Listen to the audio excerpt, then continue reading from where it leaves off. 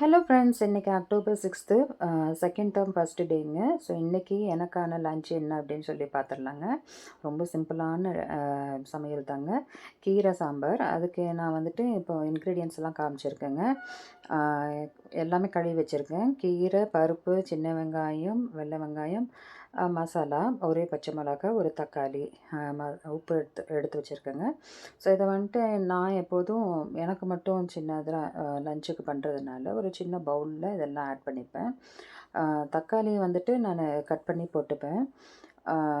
So மற்றது எல்லாமே wash பண்ணி எடுத்து வச்சுருக்கேன். இது எல்லாமே 1 by 1 அந்த பவுலில் ஆட் பண்ணிக்கிறேங்க. மஞ்சத்தூள், மசால் தூள், தக்காளி, சின்ன வெங்காயம், கீரை, பருப்பு, இது அத்தனையும் நான் ஆட் பண்ணிவிட்டு கொஞ்சமாக தண்ணி ஊற்றிக்கிறேன். எனக்கு தேவையான அளவு, ஏதோ கொஞ்சம் ஒரு சின்ன பவுல் அப்படின்றதுனால கொஞ்சமாக நான் ஊற்றிப்பேன்.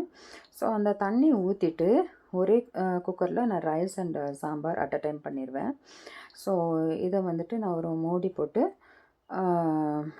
அந்த குக்கரில் வந்துட்டு எடுத்து வச்சுடுவேங்க. இந்த இதுக்கான ரைஸை நான் வந்துட்டு ஒரு சின்ன டம்ளரில் ஒரு 1/4 டம்ளர் அளவுக்கு தான் நான் ரைஸ் எடுப்பேன். ஸோ அதையும் வாஷ் பண்ணி ஒரு சின்ன பவுலில் போட்டு இதுக்கு மேலேயே அதே குக்கரில் நான் வச்சு லிட் க்ளோஸ் பண்ணி வச்சுடுவேங்க. ஸோ இது விசில் வந்துருச்சு, ஒரு 5 விசில் விட்டுருவேன் நான். அதுக்கப்புறம் தான் எடுத்து தாளிதம் பண்ணுவேன். ஸோ இப்போ பார்த்தீங்க அப்படின்னாக்கா, அடியில் வந்துட்டு சாம்பார்க்குரிய பாத்திரத்தை வச்சுட்டு மேலே ஒரு சின்ன பவுலில் வந்துட்டு ரைஸ் வச்சுருக்கேன். ஸ்டவ் ஆன் பண்ணிவிட்டு லிட்டு க்ளோஸ் பண்ணிக்கிறேங்க. க்ளோஸ் பண்ணிவிட்டு இதை விசில் வர்றதுக்காக விட்டுட்டு நான் இந்த மீன் டைம் பொரியலுக்காக என்ன காய் எடுத்திருக்கேன் அப்படின்னாக்க, பஜ்ஜி மிளகாய் அப்படின்னு சொல்லுவாங்க இல்லைங்களா, அந்த மிளகாய் தான் 2 எடுத்திருக்கேன். அது கூட வந்துட்டு ஒரே ஒரு உருளைக்கிழங்கை வந்துட்டு ரொம்ப பொடியாக கட் பண்ணி வச்சுருக்கேன். வெங்காயத்தை வந்துட்டு கொஞ்சம் பெரிய பீசஸாக கட் பண்ணி வச்சுருக்கேன். ஸோ எண்ணெய் காஞ்ச உடனே அதில் கடுகு, உளுந்து, கடலைப்பருப்பு போட்டு அதை வெடித்த உடனே அது கூட வந்துட்டு சீரகம் போட்டு நான் தாளிச்சுக்கிறேங்க. இதில் வந்துட்டு அந்த கொஞ்சம் பெரிய சைஸாக வெங்காயம் கட் பண்ணி வச்சுருக்கோம் இல்லைங்களா, அதை போட்டு நான் கொஞ்சம் வணக்கிக்கிறேன். அது வணக்கும் பொழுது கொஞ்சம் உப்பை ஆட் பண்ணிப்பேன். எந்த காய், எந்த வெங்காயம் வணங்குறதுனாலும் சரி, அப்பப்போ கொஞ்சம் கொஞ்சமாக உப்பு ஆட் பண்ணிப்பேன். ஸோ இந்த வெங்காயம் வந்துட்டு ஆட் பண்ணிவிட்டு அதில் கொஞ்சம் உப்பும் நான் சேர்த்துட்டு அதில் கொஞ்சம் வணங்குற வரைக்கும் நான் வணக்கிட்டுருப்பேங்க. அது கூட பார்த்திங்கனாக்கா கிழங்கு வந்துட்டு நல்லா வாஷ் பண்ணி ஆட் பண்ணிக்கிறேன். ஏன் அப்படின்னு சொன்னாக்க, நீங்கள் பார்க்கலாம், இப்போ இந்த வீடியோவில் வந்துட்டு டர்மரிக் பவுட்ரு போடுறத வந்துட்டு நான் அதை காட்டுறதுக்கு வீடியோ ஷூட் பண்ணலைங்க. டர்மரிக் பவுட்ரு அண்டு கிழங்கு 2யும் சேர்த்து நல்லா வணங்கட்டும் அப்படின்ட்டு எண்ணெயிலே தாங்க வணங்குது, தண்ணி எதுவும் நான் ஊற்றலை. ஸோ எண்ணெயிலேயே வணக்கிட்டுருக்கேன். அதுக்கு தேவையான உப்பும் நான் போட்டுட்டேன். ஸோ நல்லா வணங்குறதுக்காக அப்பப்போ கொஞ்சம் கிளறி விட்டுட்டு, அது கூட வந்துட்டு அந்த பஜ்ஜி மிளகாய் இருக்குது இல்லைங்களா, அதை குட்டி பீசஸாக, அது நமக்கு தேவையான அளவுக்கு நம்ம கட் பண்ணிக்கலாம். அந்த பஜ்ஜி மிளகாயை வந்துட்டு குட்டி பீசஸாக கட் பண்ணி நான் அதில் ஆட் பண்ணிக்கிறேன். இதை ஆட் பண்ணிவிட்டு இதில் வந்துட்டு கார்லிக் பேஸ்ட்டு கொஞ்சம் போட்டேங்க. அதையும் நான் ஷூட் பண்ணுறதுக்கு விட்டுட்டேன். ஸோ இதில் வந்துட்டு நான் வேறு தனியாக மிளகாத்தூளோ எதுவுமே நான் போடலை.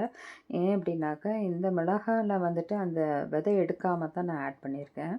ஸோ அதே கொஞ்சம் ஸ்லைட்டாக காரம் கொடுக்கும். இருந்தாலும் பஜ்ஜி மிளகாய் வந்துட்டு கொஞ்சம் இனிப்பு இருக்கும் இல்லைங்களா, ஸோ தேவைப்படுறவங்க மிளகாத்தூள் போட்டுக்கலாம். ஆனால் நான் வந்துட்டு மிளகாய் சேர்க்கலை. கொஞ்சம் வணக்கிட்டு அதை வணங்கிட்டு கொஞ்சம் வேகிற அளவுக்கு கொஞ்சமாக தண்ணி ஊற்றிட்டேங்க. ரொம்ப அதிகமாக ஊற்றலை, ஏன்னா அந்த ஆயில்லையே அந்த கிழங்கு வந்துட்டு நல்லா ஃப்ரை ஆகிருக்கும். ஸோ ஃபைனலி அது கூட வந்துட்டு கொஞ்சம் கறி லீஃப் ஆட் பண்ணிவிட்டு இந்த பொரியலை நான் வந்துட்டு முடிச்சிட்டேன். இந்த மெயின் டைம் விசில்லாம் நல்லா வந்துட்டு நல்லா வெந்துருந்துச்சுங்க, சாதமும் சாம்பாரும்.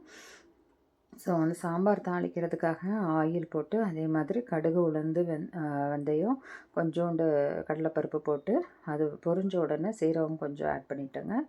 இதில் வந்துட்டு நான் கொஞ்சம் நல்லா பொடிசாக நறுக்குன வெங்காயம் போட்டுக்கிட்டேன். சின்ன வெங்காயம் போட்டால் நல்லா டேஸ்ட்டாக இருக்குங்க. வெங்காயம் போட்டு நல்லா தாளிச்சிட்டு அது கூடயே நான் வந்துட்டு 2 2 மிளகா வத்தல் எடுத்து கொஞ்சம் கட் பண்ணி போட்டுக்கிட்டேன். அது கூட வந்துட்டு கறி லீஃப் ஆட் பண்ணிவிட்டு, இது வந்துட்டு நல்லா செவக்க வறுக்கணுங்க. அப்போ தான் அந்த தாளிது நல்லாயிருக்கும். செவந்து நல்லா வணங்குற வரைக்கும் நம்ம தாளிச்சுட்டு, அதில் நான் அந்த சாம்பார் ரெடி பண்ணி வச்சுருந்தேன் இல்லைங்களா குக்கரில், அதை வந்துட்டு ஆட் பண்ணிட்டேன். இதில் ஆட் பண்ணிவிட்டு கொஞ்சம் ஜஸ்ட்டு ஒரு 2 கொதி வர்ற அளவுக்கு நம்ம விட்டுறணுங்க. இப்போ நான் வந்துட்டு ஸ்கூலுக்கு கொண்டு போகிறனால நான் இதில் நெய் விட மாட்டேன். ஏன்னாக்கா இப்போ குளிர் சமயம் இல்லைங்களா, அதை நெய் மட்டும் அப்படியே தனியாக பிரிஞ்சு மேலே நிற்கும். அதனால அதை நெய் விட்டுக்கிட மாட்டேன். அப்படி இல்லை அப்படின்னு சொல்லும்பொழுது இந்த மாதிரி நீங்கள் நெய் மேலே விட்டுட்டீங்க அப்படின்னாக்கா அந்த சாம்பாருக்கு ரொம்ப நல்லாயிருக்கும், கமகமன்னு இருக்கும். இப்போ பார்த்தீங்கன்னாக்கா சாம்பார் ரெடி ஆகிடுது. இது எனக்கு ஒருத்தருக்கான அளவு மட்டும்தாங்க. இதே நீங்கள் அதிக குவான்டிட்டியில் பண்ணும்பொழுது இது கொஞ்சம் மல்டிபிள் பண்ணிக்கோங்க. ஸோ இது ஒரு ஆள் அளவுக்கு. இப்போ நான் வந்துட்டு லஞ்ச் பாக்ஸ், இது என்னுடைய லஞ்ச் பாக்ஸுங்க. நான் இதை ஃபில் பண்ணுறேன். ஸோ ஃபஸ்ட்டு ரேக்கில் வந்துட்டு நான் எப்போதுமே காய் நான் அது பண்ணும்போது அதை எடுத்துக்குவேன். இந்த பாட்டம் ரேக்கில் ரைஸ் போட்டுப்பேன். இந்த சாம்பாரும் சாம்பார் பண்ணாலும் இல்லை ரசம் பண்ணாலும் தனியாக இந்த மாதிரி லாங் பவுல் ஒன்று இருக்குங்க, அது யூஸ் பண்ணிப்பேன். அப்புறம் தண்ணி கட்டாயமாக ஏதாவது ஒரு ஃப்ரூட்டுங்க மதியம் சாப்பிட்டு சாப்பிட்றதுக்காக வாழைப்பழமாக இருக்கலாம், இல்லை ஏதானு இருக்கலாம். இன்றைக்கி நான் வந்துட்டு கொய்யாப்பழம் மட்டும்தாங்க கொண்டு போகிறேன். ஸோ மார்னிங் பிரேக்குக்கு வந்துட்டு நெல்லிக்காய் சாப்பிட்றதுக்காக நெல்லிக்காய் கட் பண்ணி எடுத்துக்கிட்டோம். இதுதாங்க ரைஸு எப்படி நல்லா பளபளன்னு வந்திருக்கு இல்லைங்களா. இது நான் வந்துட்டு ஆக்சுவலாக தண்ணி அதிகமாக வச்சு அதுக்கப்புறம் தான் குக்கரில் வைப்பேன். ஸோ தண்ணி வடிச்சுக்கலாம். நம்ம சாதாரணமாக பானையில் செஞ்சு வடிக்கிறோம் இல்லைங்களா, அந்த மாதிரி தண்ணி வடிச்சுக்கலாம். ஸோ இது இந்த அளவு தான் நான் எடுத்துப்பேன். காய் கொஞ்சம் அதிகமாக எடுத்துப்பேன், ரைஸ் அவ்வளோ அதிகமாக எடுக்க மாட்டேன். ஸோ காய் ஃபில் பண்ணியாச்சு, ரைஸு ஃபில் பண்ணியாச்சு, தண்ணி ஃபில் பண்ணியாச்சு. அடுத்து பழமும் பண்ணியாச்சுங்க. நான் என்னோடய ஸ்பூனு இதுதான் நம்மளுடைய லஞ்சுக்கான அரேஞ்ச்மெண்ட்.